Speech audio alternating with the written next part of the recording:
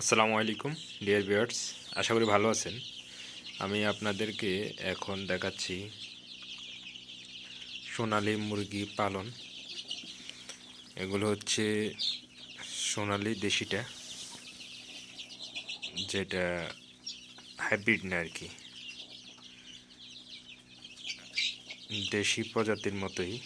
মাংসের টেস্টটাও ভালো। এই মুরগিগুলোর বয়স এখন 16 দিন। এই মুরগিগুলোকে এখন আমরা খাওয়াচ্ছি স্টার্টার ফিড, প্রি স্টার্টার বা স্টার্টার, যেটাই বলা হয় স্টার্টার ওয়ানও বলে অনেকে। এখানে একটি রুম, এই রুমটি হচ্ছে প্রায় 250 স্কোয়ার ফিট। এখানে আমি 300 পিস মুরগি দিয়েছি শুধু এই রুমে।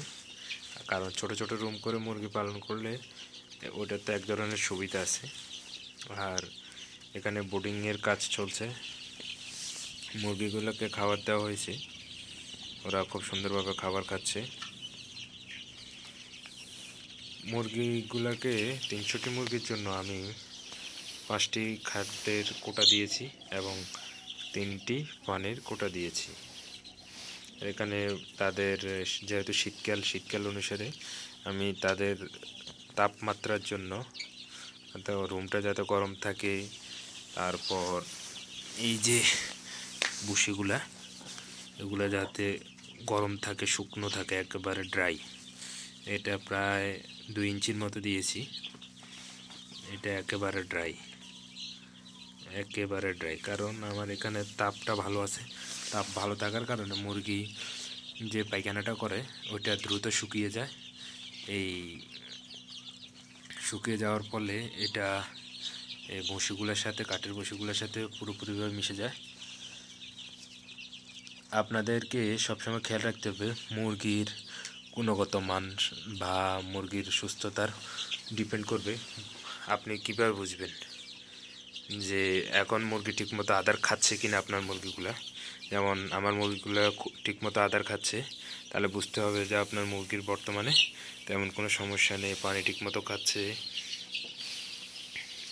এবং যদি আপনার মুরগিগুলা এক জায়গায় বেশি মুরগি একত্রিত হয়, তাহলে এগুলোকে আপনারা একটু হেঁটে নাড়িয়ে দেবেন, যাতে এক জায়গায় আবদ্ধ না থাকে বেশিক্ষণ। এতে মুরগির সমস্যা দেখা দিতে পারে, দুর্বল মুরগিগুলা আহত হতে পারে।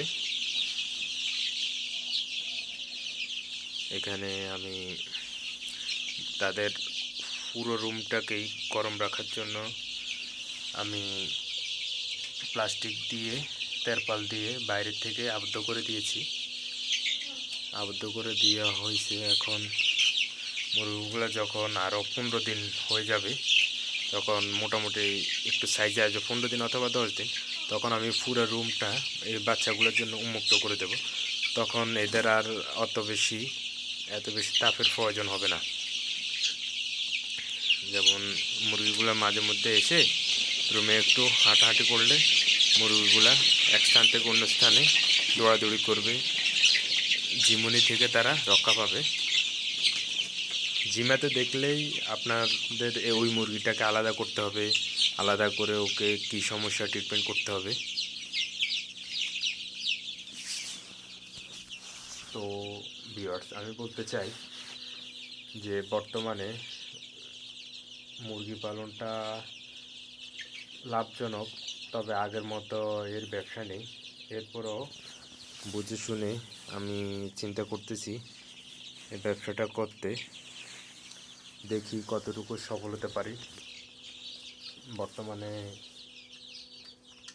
বাজার খুব খারাপ যাচ্ছে, এরপরও যতটুকু সম্ভব নিজেকে উঠিয়ে আনা। আমি বাচ্চাগুলা কিনেছি প্রতি পিস 12 টাকা করে। এখন বর্তমানে বাচ্চার দাম 4.5 টাকা, 5 টাকা। এটা সময় অনুসারে বিভিন্ন সময় বাচ্চার দাম ওঠানামা করে, 25 টাকাও হয়, 26 টাকা হয়। তো আমার বাচ্চাগুলা আছে, আলহামদুলিল্লাহ ভালো আছে। এদেরকে সব সময় টেক কেয়ার করতে হয়, সময় মতো খাবার দিতে হয়, সময় মতো পানি পরিবর্তন করে দিতে হয়, ইলেকট্রিসিটি ঠিকমতো আছে কিনা, রুমের টেম্পারেচারটা ভালো আছে কিনা সেদিকে লক্ষ্য রাখতে হয়।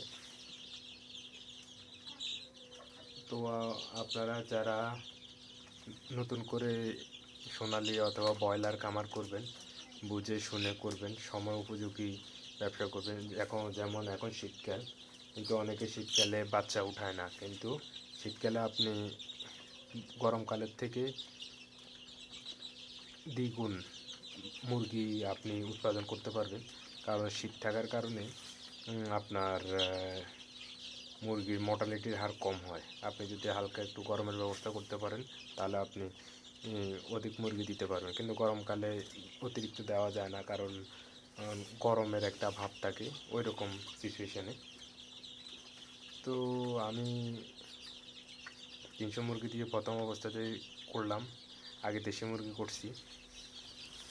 এখন যেটা দেখাচ্ছি এটি হচ্ছে আমার রাতা খাসি মুরগি।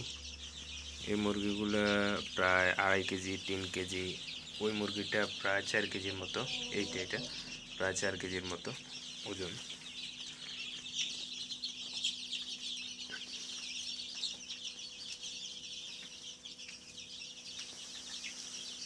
তো আমি আরেকটা রুম করছি এদের জন্য, এগুলাকে ওখানে স্থানান্তর করে এখানে পুরোটাতে সোনালি মুরগিগুলো দিয়ে দেব।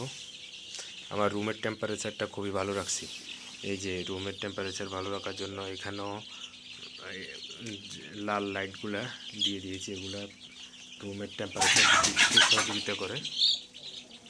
এরপরে এখানে সোলার লাইট আছে একটা এলইডি, কারণ কারেন্ট চলে গেলেও যাতে এখানে আলো থাকে, নইলে মুরগিগুলা ঝাপটাঝাপটি করবে।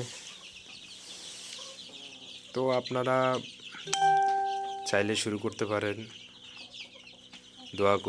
দোয়া করবেন, শুভকামনা রইল। আল্লাহ হাফেজ।